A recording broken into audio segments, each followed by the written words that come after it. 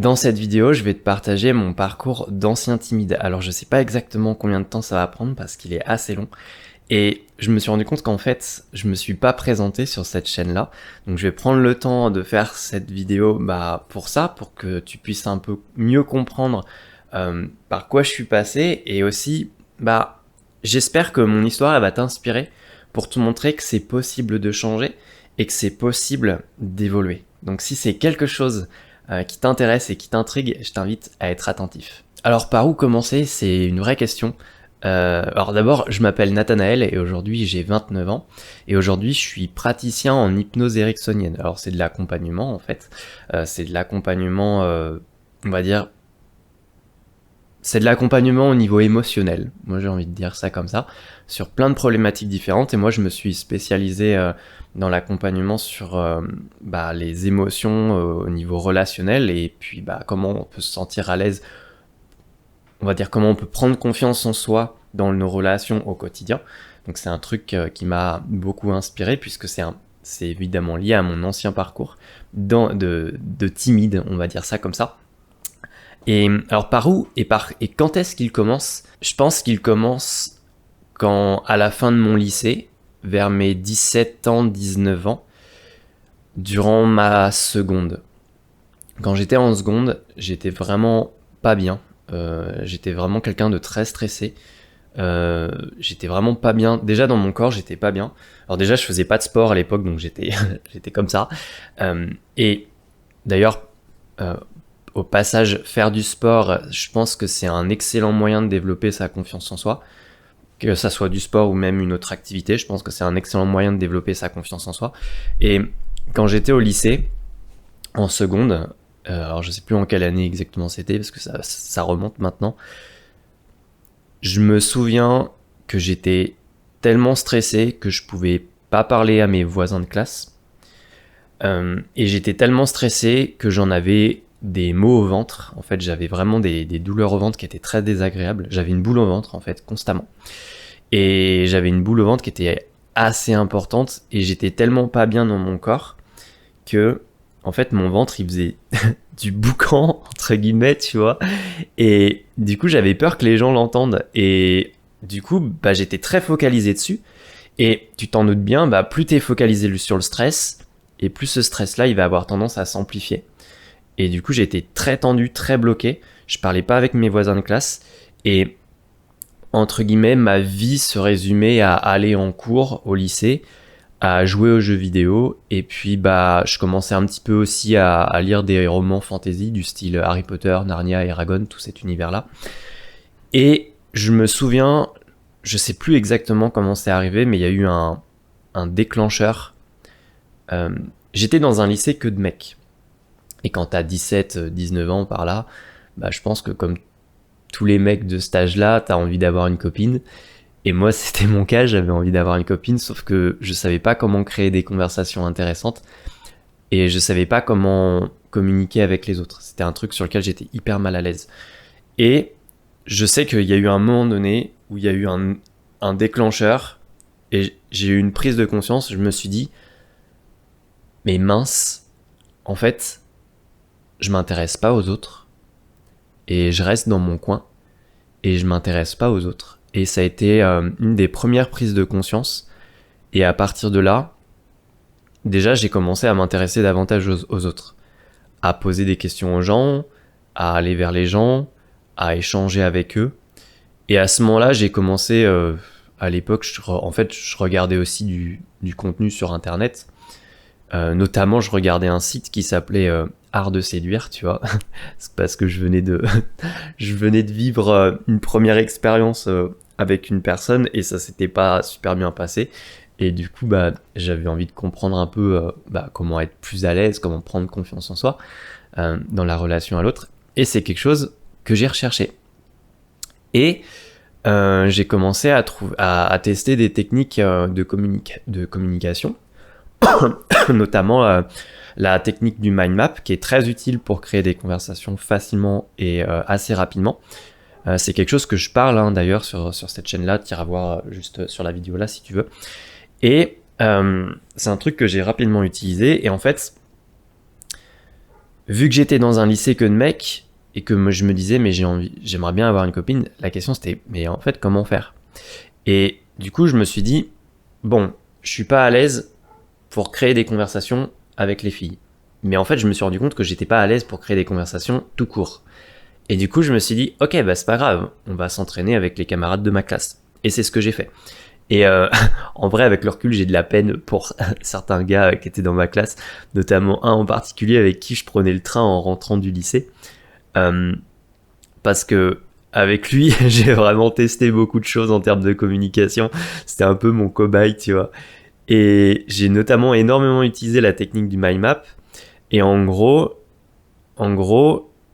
l'idée c'était de comment je peux faire pour partager des choses dans l'interaction le plus facilement possible. Et du coup, je suis parti de moi. Et c'est-à-dire, qu'est-ce que moi j'aime faire? Qu'est-ce que moi j'aime faire dans ma vie à ce moment-là et qu'est-ce qui m'intéresse? Et à l'époque, j'aimais les jeux vidéo et la lecture. Et c'était tout. Et je commençais à écouter de la musique. Et c'était tout. Et du coup, je me suis posé une question, j'ai commencé par me poser des questions. Et je pense sincèrement que s'intéresser aux autres, c'est profondément s'intéresser à soi-même aussi. Parce que...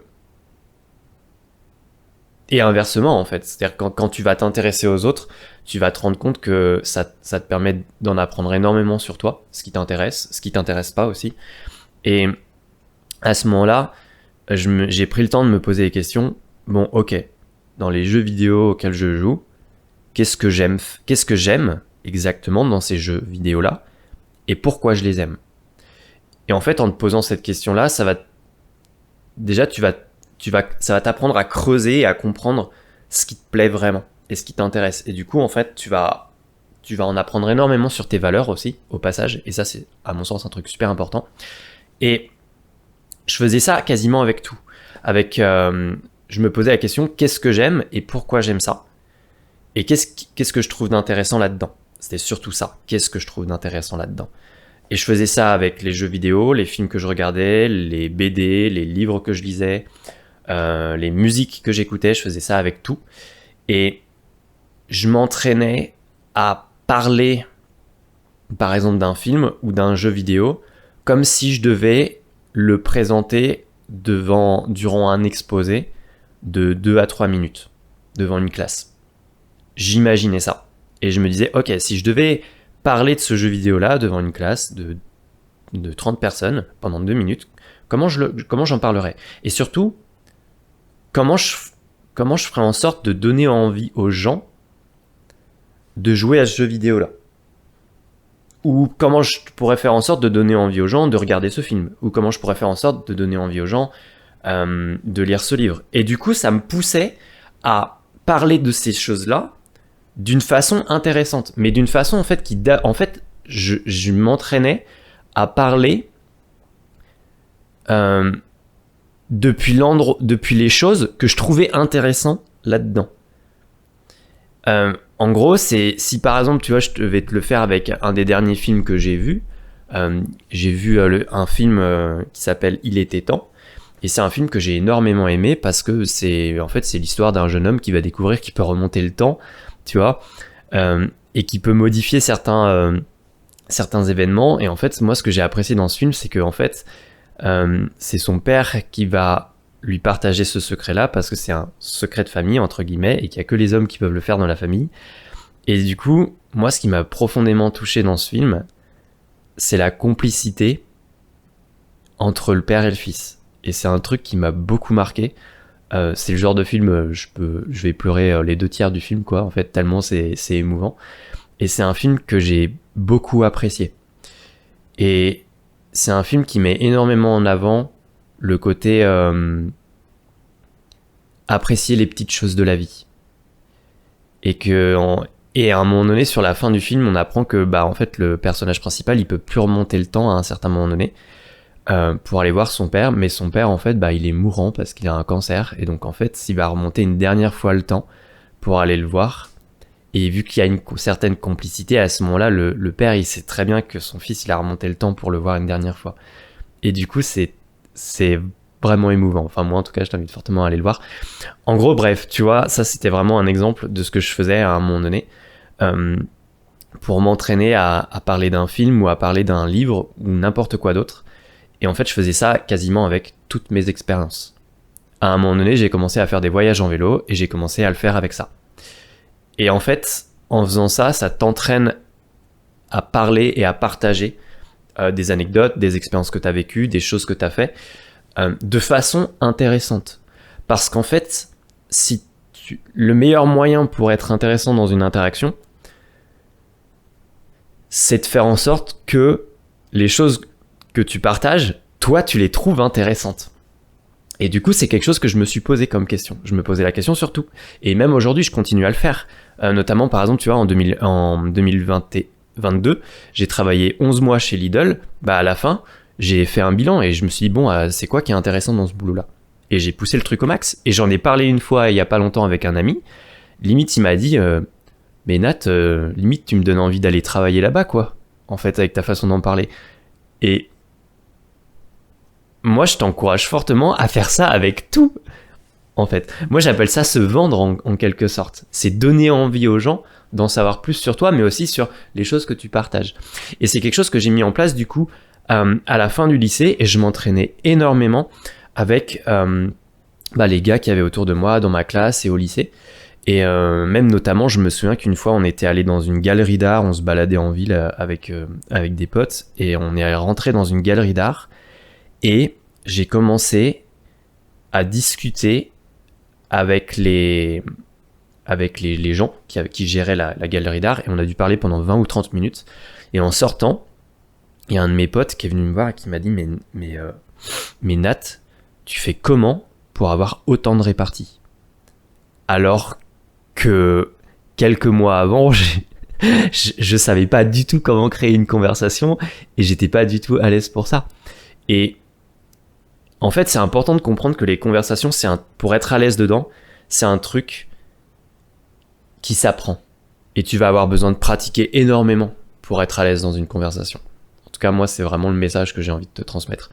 Ça, c'était, en tout cas, voilà, je vois que là, la vidéo, je vais l'arrêter là parce que sinon, ça va faire trop long. On va faire plusieurs parties, ce sera mieux. Mais du coup, ça, c'était un peu la première partie. Et puis après, pour faire la transition pour la prochaine vidéo, quand j'étais au lycée, donc j'étais dans un lycée que de mecs parce que je faisais du technique, j'étais en STI 2D et en fait ça m'intéressait pas trop, j'étais là-dedans par défaut. Et à la fin du lycée, j'ai su que je m'intéressais à la communication et à la psychologie et du coup je me suis inscrit en fac de psycho. Et c'est comme ça que j'ai commencé ma licence de psycho en septembre 2014. Et la suite, ce sera dans la prochaine vidéo. Si c'est quelque chose qui t'inspire, en tout cas, si c'est quelque chose qui, voilà, moi en tout cas, j'espère que mon parcours va pouvoir t'inspirer et te montrer que c'est possible de changer. Et que la première étape pour changer, je pense qu'en vrai, c'est d'avoir du doute. Est-ce que je peux vraiment pas changer? Est-ce que je suis vraiment sûr de pas pouvoir changer? Et avoir du doute et aller vérifier. Et quand tu vérifies, tu te rends compte que, hey, mais en fait, peut-être qu'en fait, je peux changer. Et à partir de là, ça fait effet boule de neige. Voilà, en attendant, j'espère que mon parcours va t'aider au maximum. Je t'invite aussi à me partager un petit peu ton parcours, ce que toi tu vis en ce moment, que ce soit dans ta timidité ou dans ton anxiété sociale ou même de façon générale au niveau relationnel. Voilà, en attendant, j'espère que ça t'a plu. Je t'invite à t'abonner à la chaîne si c'est pas déjà fait et on se dit à très vite.